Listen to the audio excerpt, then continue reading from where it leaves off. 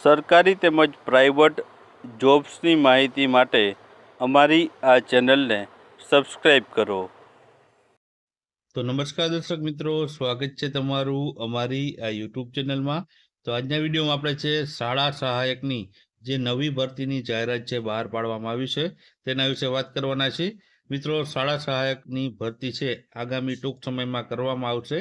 તે અંગે છે પ્રાથમિક શિક્ષણ વિભાગ દ્વારા છે જે ઓફિશિયલ પરિપત્ર જાહેર કરીને માહિતી આપવામાં આવી છે. જેમાં છે તેની લાયકાત શું રહેશે, પગાર ધોરણ શું રહેશે અને છે ત્યારે ક્યારથી છે આની જે શરૂઆત થાય છે તેના વિશે આપણે માહિતી આ વિડીયોમાં જોવાના છે. તો વિડીયોમાં છે અંત સુધી બન્યા રહેજો. તો શરૂઆત કરીએ.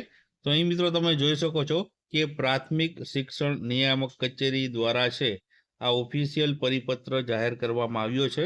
જેમાં જે વિષય તમે જોશો તો રાજ્યની સરકારી પ્રાથમિક પગાર કેન્દ્ર શાળાઓમાં અભ્યાસ તથા સહ-અભ્યાસિક પ્રવૃત્તિઓના વહીવટી કામગીરી માટે શાળામાં છે સહાયક ઉપલબ્ધ કરવા બાબત, એટલે કે જે છે શાળા સહાયકની ભરતી માટેનો આ ઓફિશિયલ પરિપત્ર છે જાહેર કરવામાં આવ્યો છે.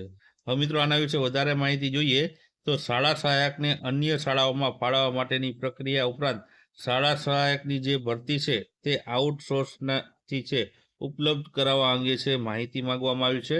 આ નવી બાબતમાં મિત્રો છે મિશન સ્કૂલ ઓફ એક્સલન્સના પ્રોજેક્ટ હેઠળ સમયગાળા દરમિયાન, એટલે કે શૈક્ષણિક વર્ષ 2026-27 સુધીમાં અમલ રહેવાની છે. આ માટે છે જે તે શાળા શિક્ષકોમાં જે જગ્યાઓ ખાલી છે તેમાં છે શાળા સહાયકની ભરતી છે કરવામાં આવશે.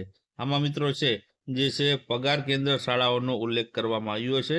જેમાં પ્રાથમિક શિક્ષણ અધિકારીઓ દ્વારા જે તે જિલ્લાના તેમના દ્વારા છે આ અંગે છે માહિતી આપવાની રહેશે અને ત્યાં છે નવી ભરતી કરવામાં આવશે.